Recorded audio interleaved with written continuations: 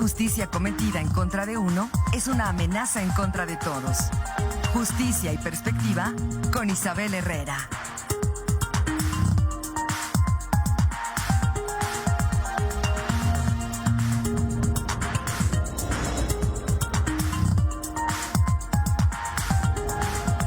Son las 8 de la mañana ya con un minuto. Muchas gracias por quedarse con nosotros y como siempre es un gusto saludar a Isabel Herrera cada semana. Isabel, ¿cómo estás? Un gusto saludarte. Marco, muy buenos días. Muy contenta de estar otro miércoles desde acá, desde mi alma mater. Un saludo a todas las personas que nos están mirando y escuchando y a todas aquellas personas que hacen posible que nuestra imagen y nuestra voz lleguen a todos los hogares queretanos. Marco, muy preocupada estoy y justamente por eso es que hoy he decidido abordar cifras y la normatividad de la salud mental en México, porque en los últimos días hemos estado leyendo noticias de hombres que se quitan la vida. El domingo pasado, ayer, en los diversos municipios del estado, en San Juan del Río, están aumentando los suicidios en hombres. Me parece que la semana pasada fueron 2 jóvenes los que se quitaron la vida. Ayer, el domingo, y entonces pues son cuestiones que nos dejan ahora sí que cuestionándonos por qué nadie hace nada al respecto. Y justamente hoy traigo cifras y la ley en la mano. Recordar que en nuestro país 26.8% de personas entre 18 y 65 años padecen algún trastorno mental. Del 2017 al 2021, en Querétaro aumentó 6.8% el número de suicidios según la INEGI. Querétaro posee el lugar número 13 de personas que presentan un trastorno de depresión y justamente en Querétaro el 16.3% padecen depresión. Querétaro ocupa el lugar número 14 a nivel nacional de personas que padecen ansiedad. Y, por ejemplo, en México, a nivel nacional, se cuenta con un 51.9% de personas que padecen ansiedad, donde el 44% son hombres y el 56% mujeres. 1 de 5 personas ha recibido tratamiento adecuado para atender su trastorno.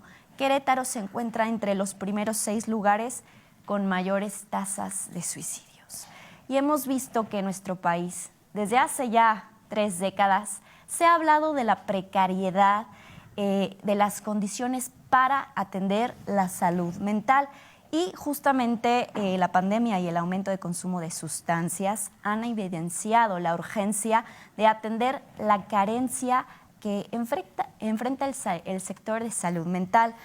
Ahora, México jamás ha invertido más del 2% del presupuesto que se le asigna a salud para atender la salud mental, cuando la recomendación internacional va dirigida entre un 5% y un 10%. Ahora, si hablamos de cifras, el 2% equivale a 3.031 millones de pesos, lo que obviamente evidencia que urge inmediatamente atender y aumentar significativamente el recurso que va dirigido para la atención de la salud mental. Ahora, recordar que la salud mental es un derecho, no es un privilegio, porque si no hay salud mental, no podemos hablar de que se cuenta con salud. Y los trastornos mentales afectan a personas de todas las edades, de todos los círculos socioeconómicos, de cualquier género, de cualquier lugar del planeta.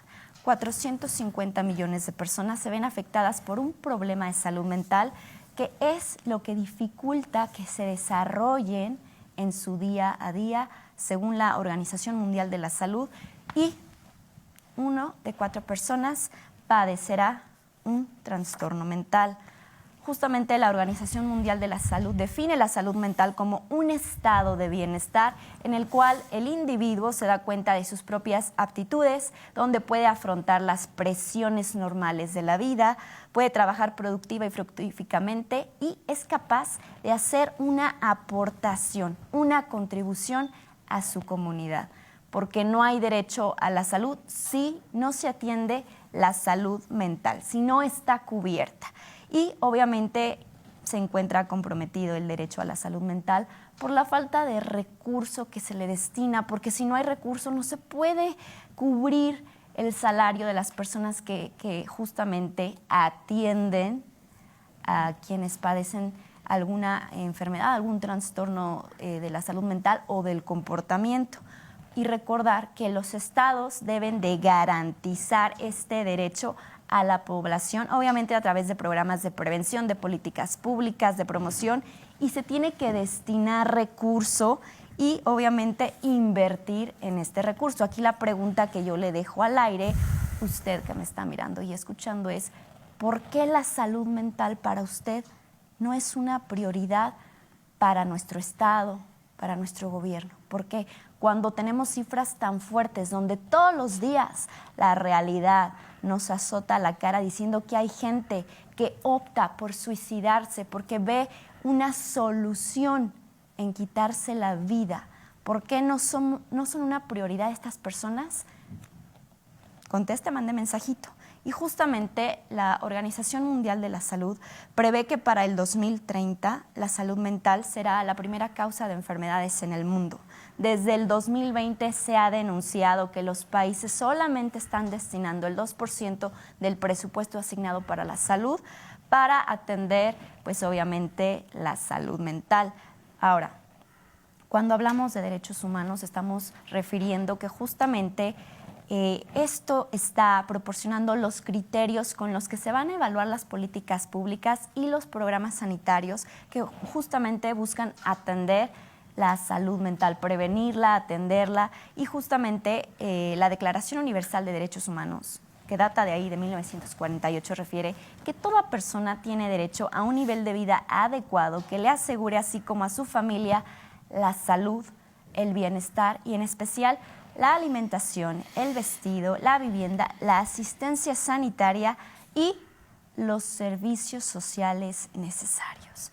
Pero si hablamos de la atención a la salud mental desde un enfoque de los derechos humanos, tenemos que referir que esto requiere que tengamos legislaciones y políticas públicas libres de prejuicios, sin discriminación, para que así se garantice una atención a quienes padezcan un trastorno mental y pueden tener un acceso total a los servicios de salud con el fin de lograr desarrollarse plenamente y donde se garantice el respeto a su dignidad humana. Obviamente, las legislaciones deben de considerar estas disposiciones. Ahora vamos al marco normativo. Bueno, pues en nuestro país vamos a irnos a la Constitución en su artículo 4, párrafo 4, que justamente refiere, pues obviamente, que todas las personas tienen derecho a la protección de la salud.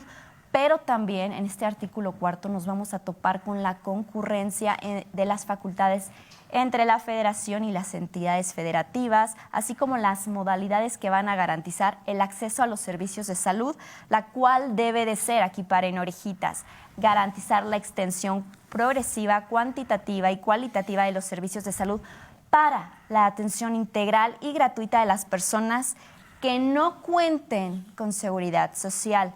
También en nuestra Constitución, en el artículo 2, inciso B, fracción 3, se dispone que el Estado, las entidades federativas y los municipios tienen la obligación de garantizar a los pueblos y comunidades indígenas la igualdad de oportunidades y eliminar cualquier forma de discriminación, entre obviamente las que se incluye el acceso a la salud por medio de la ampliación de una cobertura del Sistema Nacional de Redes, incluyendo la nutrición y la medicina tradicional, pero también justamente en el artículo 18 refiere que se tiene que prever el acceso a la salud incluso para las personas que están privadas de su libertad, es decir, desde el sistema penitenciario. Sí, ellos también, siempre decimos, sí, tienen dignidad humana, se tienen que respetar sus derechos humanos, y sí, las personas que están privadas de su libertad también tienen derecho a acceder a la salud.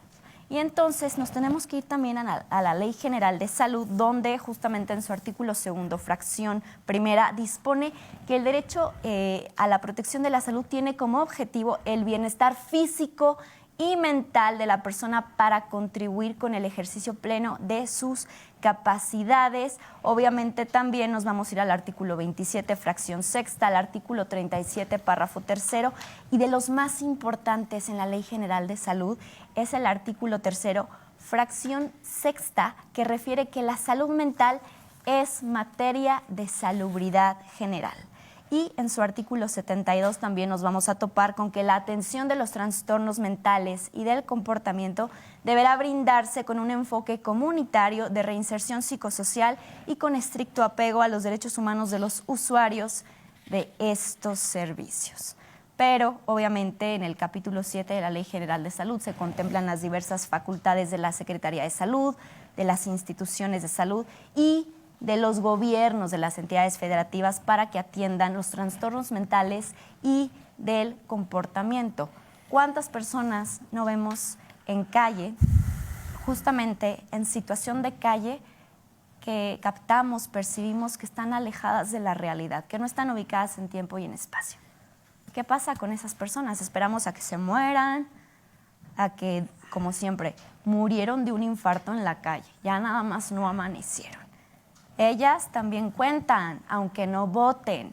Y ahora también en este apartado séptimo, en el capítulo séptimo de la Ley General de Salud, justamente la Secretaría de Salud va a establecer las normas oficiales mexicanas para los establecimientos que prestan atención a las personas con trastornos mentales y del comportamiento, donde siempre se tiene que contar con una evaluación y un diagnóstico a los tratamientos integrales, así como a la rehabilitación psiquiátrica, vigilancia y supervisión del establecimiento que esté dedicado al estudio, tratamiento y rehabilitación de personas con trastornos mentales y del comportamiento para que se garantice el respeto a su dignidad humana. Pero ahora en la normatividad, vámonos a los tratados internacionales que justamente hablan del derecho humano a la protección de la salud mental. Nos vamos a ir a la resolución 36 del 36, data del 2018, de la Organización de las Naciones Unidas, que justamente habla de las personas que padecen problemas de salud mental, que siempre están sujetos al estigma, al prejuicio, a la violencia, a la segregación institucionalizada, a los tratamientos que no respetan su autonomía. Si nos vamos otra vez a la Declaración Universal de los Derechos Humanos, en su artículo 25, numeral 1, el derecho humano a un nivel de vida adecuado se refiere a erradicar la pobreza, tener un nivel de vida cómodo para que se garantice la protección de la salud.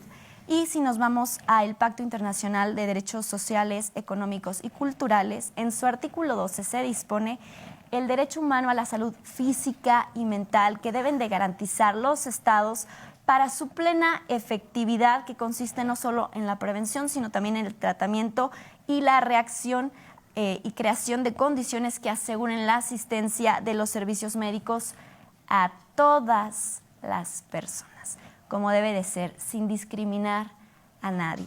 Y entonces yo dejo esta pregunta al aire: ¿por qué la atención de la salud mental no es prioridad para nuestros gobiernos, habiendo estas cifras que les acabo de compartir, cifras dolorosas y alarmantes, porque todo va en aumento desde la pandemia y desde que no se ha atendido? Entonces se viene esto arrastrando.